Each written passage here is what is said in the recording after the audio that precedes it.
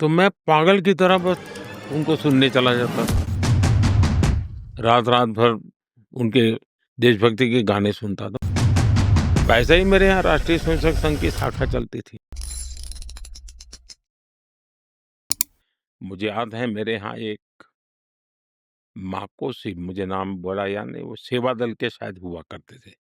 माकोसी सोनी ऐसा कुछ तो भी थे। अब वो एक बजाने वाली डफली जैसा रखते थे अपने पास और देशभक्ति के गीत और उनकी आवाज़ भी बहुत अच्छी थी। तो हमारे गाँव में आते थे, तो अलग-अलग जगह पे उनके कार्यक्रम होते थे। तो मैं पागल की तरह बस उनको सुनने चला जाता था। रात-रात भर उनके देशभक्ति के गाने सुनता था, मुझे मज़ा आता था। क्यों आता था वो पता नहीं है।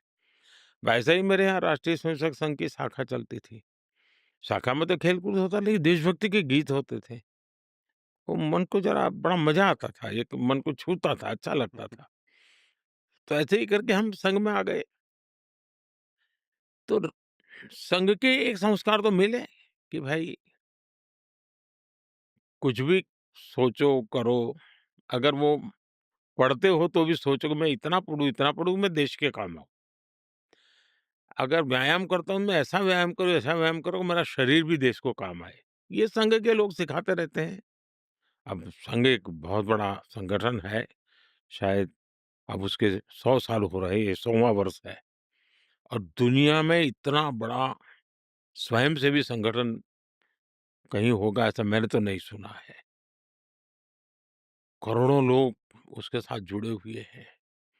लेकिन संघ को समझना इतना सरल नहीं है। संघ के काम को समझने का प्रयास करना चाहिए और संघ स्वयं तो एक पर्पज़ ऑफ लाइफ जिसको कहें, इसके विषय में आपको एक अच्छी दिशा देता है। दूसरा देश ही सब कुछ है और जन सेवा ही प्रभु सेवा है।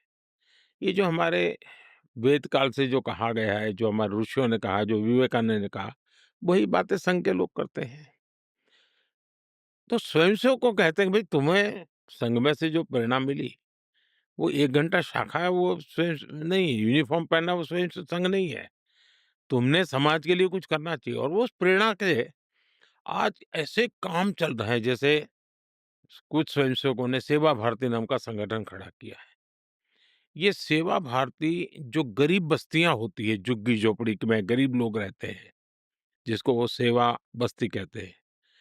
मेरी मोटी-मोटी जानकारी है, करीब सवा लाख सेवा प्रकल्प चलाते हैं वो और किसी सरकार की मदद के बिना समाज की मदद से वहां जाना, समय देना, बच्चों को पढ़ाना, उनके हेल्थ की चिंता करना, ऐसे ऐसे काम करते हैं।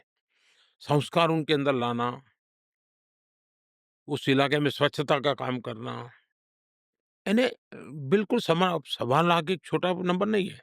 वैसे कुछ स्वयंसेवक हैं, संघ में से ही गढ़े हुए हैं, वो वनवासी कल्याण आश्रम चलाते हैं और वो जंगलों में आदिवासियों के बीच में रह करके आदिवासियों की सेवा करते। 70,000 से ज्यादा वन टीचर वन स्कूल एकल विद्यालय चलाते हैं और अमेरिका में भी कुछ लोग हैं जो उनको लिए शायद $10 या $15 का डोनेशन करते हैं इस काम के लिए और वो कहते हैं कि एक कोका कोला नहीं पीनी है इस महीने, एक कोका कोला मत पियो और उतना पैसा ये एकल विद्यालय को दो।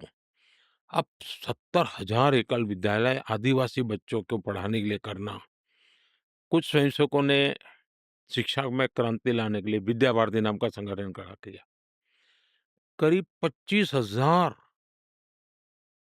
स्कूल चलते हैं उनके देश में और 30 लाख से छात्रा एट अ टाइम होते हैं और मैं मानता हूं अब तक करोड़ों विद्यार्थियों को और बहुत ही कम दाम में पढ़ाई हो और संस्कार को भी प्राथमिकता हो, जमीन से जुड़े हुए लोग हो, कुछ न कुछ हुनर सीखे, समाज पर बोझ न बने, यानी जीवन के हर क्षेत्र में वे, चाहे महिला हो, युवा हो, इवन मज़दूर, शायद उन मेंबरशिप के हिसाब से मैं कहूँ तो भारतीय मज़दूर संघ है, शायद उसके 55,000 के करीब यूनियंस हैं शायद, और करोड़ों की तादाद में उनके मेंबर्स हैं।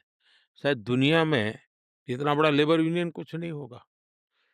और सिखा कैसा जाता है? लेफ्टिस्ट लोगों ने मज़दूरों की मूवमेंटों को बड़ा बल दिया। लेबर मूवमेंट जो लगे हैं, उनका नारा क्या होता है?